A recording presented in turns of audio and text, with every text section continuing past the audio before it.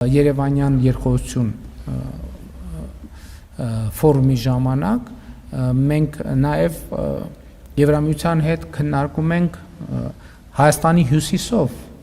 ճանապարհային նոր երթուղիներ, այսինքն ոչ թե նոր, այլ եղած երթուղիների զարգացման հնարավորությունը, որովհետև ինչպես արդեն առիթ ունեցել եմ ասելու, եւ էս էլ է հետաքրքիր, որ պատկերացնում եք այդ հետաքրքիր երևույթը, որ կան բաներ, որ մենք մեր երկրի հետ կապված նոր ենք նկատում, որովհետև նախկինում չենք նկատում, որովհետև այդ երևույթները իրանք ռելևանտ չեն եղել բայց արևելքից արևմուտք ամենակարճ ճանապարհը անցնում է Հայաստանի Հանրապետությունում եւ Եվրամիության խորհրդին Եվրահանձնաժողովի նախագահը դրա մասին ասաց եւ հիմա խաղաղության միջավայրում դա